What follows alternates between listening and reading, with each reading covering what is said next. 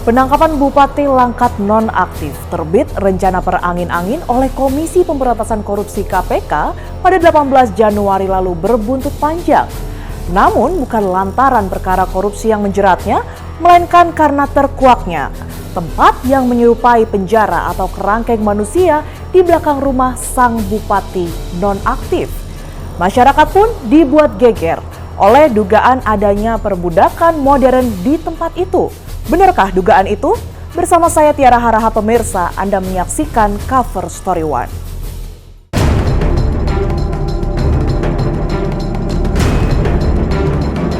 Bupati itu membangun semacam penjara gitu ya. Itu bohong semua itu, Pak. Fitnah.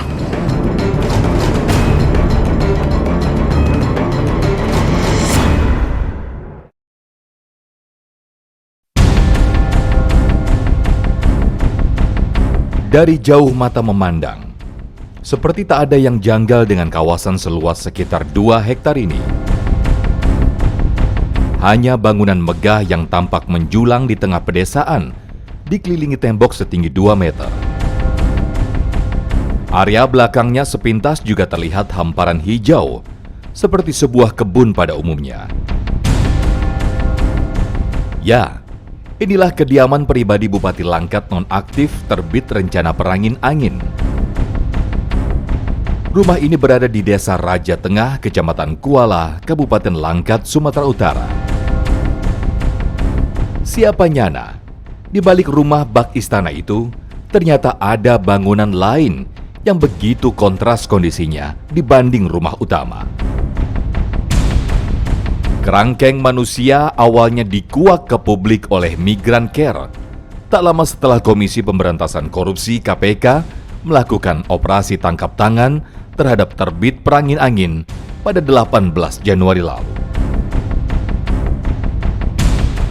Kita menemukan 7 perlakuan kejam dan tidak manusiawi yang kita duga sebagai perbudakan modern dan juga perdagangan manusia. Pertama adalah Bupati itu membangun semacam penjara gitu ya, kerangkeng di dalam rumahnya.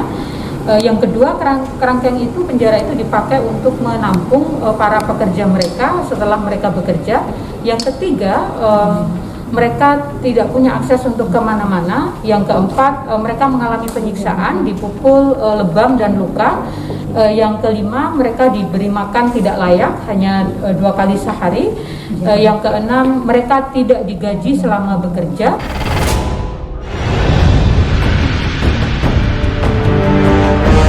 Sontak saja, dugaan perbudakan modern yang dilaporkan Migran Care ke Komnas HAM itu menyedot perhatian publik.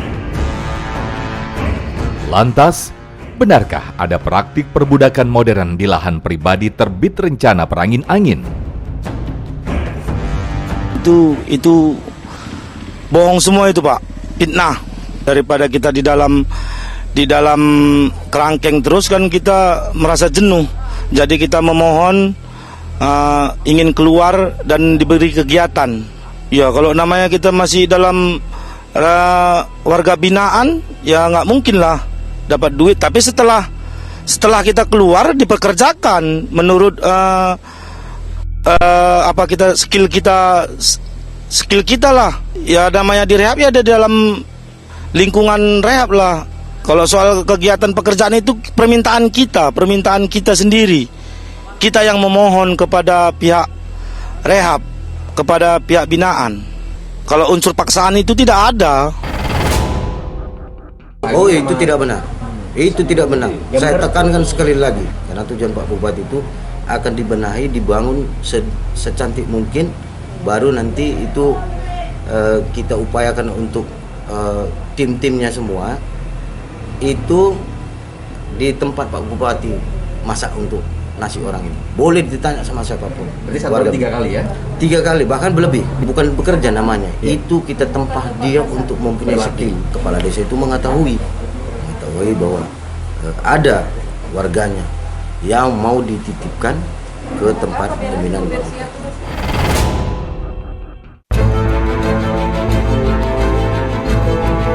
Bantahan juga sontak dilontarkan warga setempat.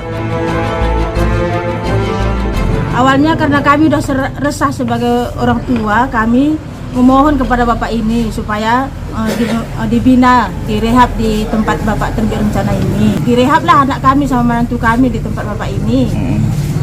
Tapi selama ini nggak ada dipungut biaya, limper pun nggak ada, Pak. Layaknya dia makannya, menunya pun bagus, Pak. 3 kali makan 1 hari. Nggak pernah nggak pakai ikan setiap hari, Pak. Terus yang memar-memar itu nggak ada itu, Pak. Itu lantaran baru ditangkap dia mengelak karena mau ditangkap direhab di sini. Itu proses, Pak. Kami sangat terbantu sekali, Pak. Karena anak kami sama menantu kami udah sembuh dari situ.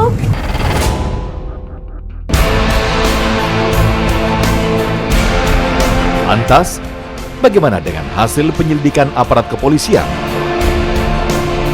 Apa pengakuan terbit perangin-angin kepada polisi? Ada tempat menyerupai kerangkeng, dan ternyata dari hasil pendalaman kita memang itu adalah tempat rehabilitasi yang dibuat oleh yang bersangkutan secara pribadi dan sudah berlangsung selama 10 tahun. 10 tahun untuk merehabilitasi korban-korban narkoba. Apakah itu ada Ya izinnya? makanya tadi saya bilang pribadi. Oh, pribadi. Ya, belum ada izinnya.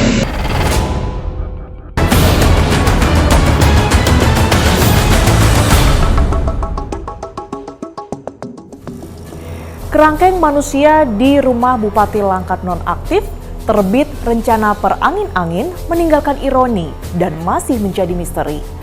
Tak sedikit yang melontarkan pujian atas kegiatan rehabilitasi pecandu narkoba yang disebut ada di situ. Namun lembaga-lembaga yang sejak awal mengendus ada kejanggalan tak henti melakukan investigasi. Lantas, adakah temuan-temuan baru yang menguatkan dugaan mereka bahwa ada praktik perbudakan manusia di rumah Bupati Langkat nonaktif itu?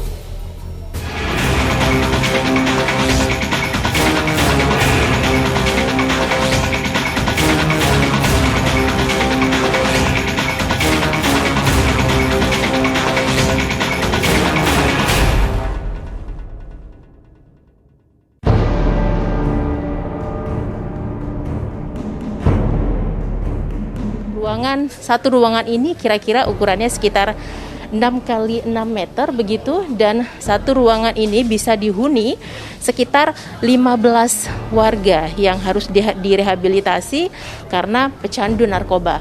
Beginilah situasinya pemirsa, hanya ada tempat tidur beralaskan tikar seperti ini, kemudian ada tatakan di atas yang dipergunakan untuk menaruh barang-barang milik warga yang direhab di sini. Di sini ada lemari kecil, kemudian kotak-kotak yang terbuat dari styrofoam ini juga digunakan untuk menyimpan barang-barang milik warga. Nah, di sini ada yang menarik, daftar piket kereng 2. Kereng artinya seperti ruang kurungan begitu. Nah, di sini ada nama-namanya, piket cuci piring, kemudian piket malam, dan di sini juga ada toilet umum, hanya ada satu toilet umum yang ada di sini. Dan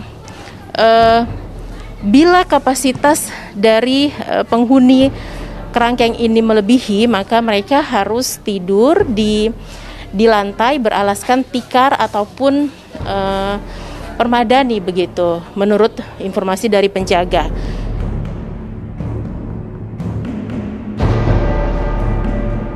Itulah kondisi kerangkeng manusia yang berada di belakang rumah pribadi Bupati Langkat nonaktif terbit rencana perangin-angin yang terus menjadi sorotan publik. Pro kontra atau perdebatan juga mewarnai mencuatnya keberadaan sel khusus tersebut. Pengakuan-pengakuan yang seakan menyanjung kehadiran kerangkeng buatan Bupati Langkat nonaktif itu telah muncul dan seakan menyapu kecurigaan adanya perbudakan modern yang dilaporkan oleh Migran Care. Namun, apakah pengakuan-pengakuan itu adalah fakta yang sebenarnya? Ataukah ada yang masih tertutup dan belum terungkap?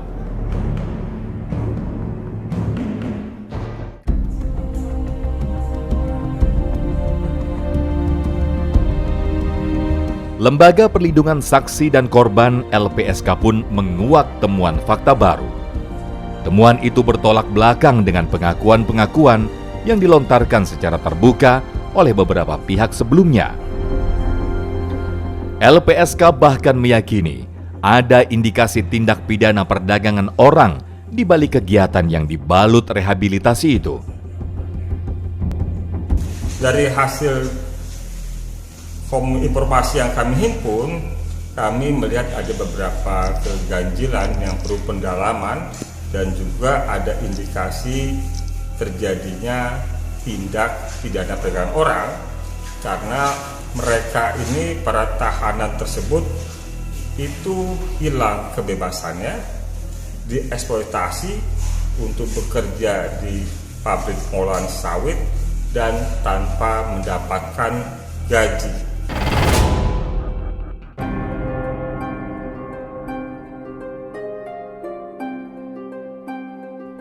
Ironisnya lagi, terungkap dugaan bahwa para penghuni kerangkeng itu dilarang menjalankan ibadah keagamaan, meskipun di ruang mereka ada perlengkapan ibadah.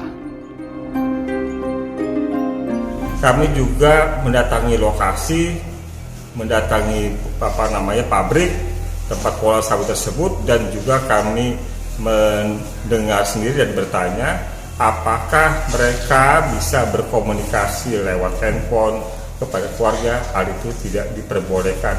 Apakah mereka bisa melaksanakan ibadah sebagaimana sewajarnya? Hal itu juga dibatasi. Kami melihat adanya sejadah, tapi ketika kami tanyakan apakah boleh mereka sholat Jumat? Tidak boleh. Bagaimana dengan sholat Id? Apakah mereka boleh sholat Id Idul Fitri? Tidak boleh. Bagaimana dengan yang non-muslim? Apakah mereka bisa ke gereja di hari Minggu? Tidak boleh. Apakah mereka bisa ke gereja di hari Natal dan Misa? Tidak boleh.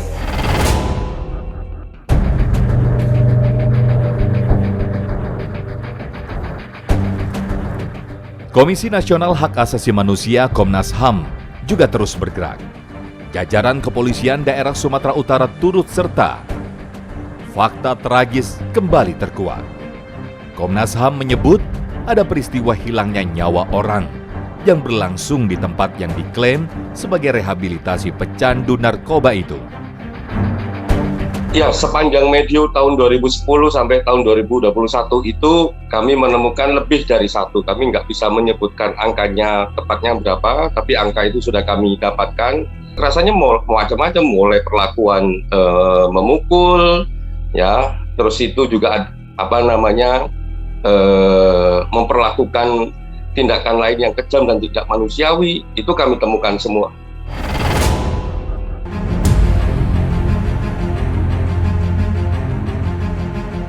Temuan-temuan dan dugaan yang diungkap LPSK maupun Komnas HAM bukan perkara sepele.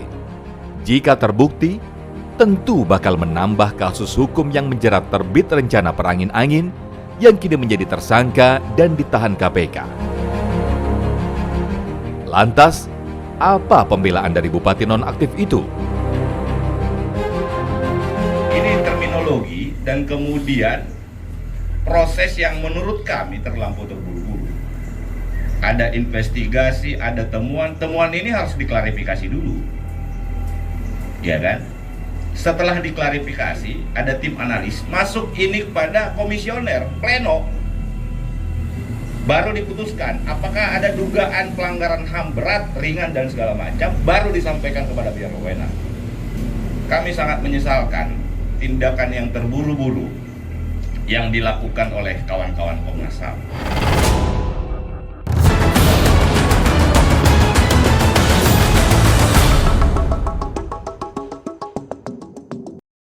Di zaman dahulu, perbudakan manusia bisa jadi hal biasa.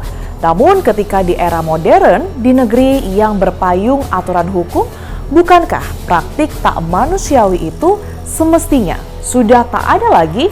Karena itu jika nanti benar-benar terbukti ada perbudakan manusia di kerangkeng rumah Bupati Langkat nonaktif terbit rencana perangin-angin, tentu akan menjadi catatan sangat kelam. Tak hanya bagi lembaran hukum, tapi juga politik di negeri ini.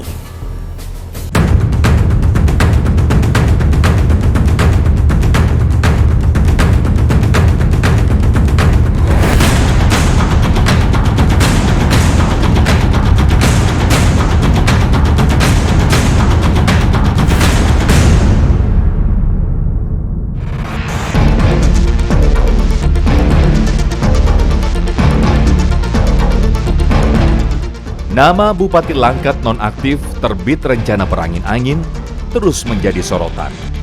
Usai operasi tangkap tangan OTT yang digelar KPK pada 18 Januari lalu, namun bukan lantaran perkara korupsi yang menjeratnya. Terbit perangin-angin dihujani sorotan karena isu perbudakan modern. Isu itu terus bergulir, menyusul terkuaknya kerangkeng manusia di belakang rumah megahnya di wilayah Kabupaten Langkat, Sumatera Utara. Keberadaan kerangkeng manusia itu pun mencuatkan pro dan kontra. Di satu sisi, Komnas HAM maupun LPSK meyakini ada indikasi tindak pidana yang terjadi di belakang rumah Bupati nonaktif itu. Sebaliknya, beberapa saksi di sekitar lokasi secara terbuka dan lantang menyebut tak ada tindakan kekerasan di tempat milik terbit perangin-angin itu. Mereka justru memuji kegiatan rehabilitasi yang disebut-sebut ada di situ. Wakil rakyat di Senayan pun ikut angkat suara, meminta agar pihak berwenang mengusut indikasi perbuatan pidana yang terjadi di tempat itu. Kita nggak usah terpancing dengan dua diksi itu, lebih pada perbuatan pidana yang dilakukan dan terjadi di situ. Belum lagi kalau betul bupati melakukan itu, mantan bupati melakukan itu, seperti yang dituduhkan orang sementara di media massa, bupati setiap disumpah itu kan tidak boleh melanggar Undang-Undang Dasar, tidak boleh melanggar Pancasila. Pasal 28J tentang perlindungan hak asasi manusia nyata-nyata dilanggar kalau ada betul-betul bupati sampai mengerangkeng orang. Jadi agak susah mengelak kalau memang fakta-fakta yang terungkap di media massa itu terbukti dilakukan oleh kelompok manapun, dan ini kewajiban polisi mencari secara tuntas. Nggak mungkin pekerjaan ini dilakukan seorang diri.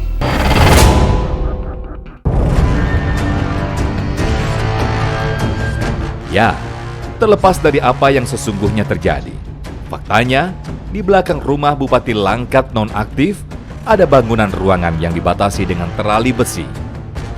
Bak sebuah penjara atau kerangkeng, ruangan yang tampak serba terbatas itu dipadati penghuni. Bila di zaman penjajahan, praktik perbudakan adalah hal biasa, rakyat dipaksa bekerja, disekap tanpa ada kebebasan. Lalu bagaimana jika itu benar terjadi di era modern, di negeri yang berpayung hukum ini? Kalau praktek tersebut ditinjau dalam perspektif hukum, maka setidaknya ada 3 dugaan tindak pidana. Yang pertama adalah tindak pidana mengekang kemerdekaan orang, gitu. Karena terjadilah sebuah praktek mengkerangkeng, tidak bebas, tidak merdeka. Itu adalah sebuah praktek yang melanggar hukum. Kemudian yang kedua, ada dugaan tindak pidana perdagangan orang. Misalnya, orang-orang yang dikerangkeng itu dipekerjakan tapi tidak dibayar sebagaimana mestinya, sehingga ditempatkan manusia atau orang-orang yang dikerangkeng itu seperti sebuah komoditas yang diperdagangkan. Ini adalah sebuah praktek yang bertentangan dengan hukum dan mengandung unsur pidana.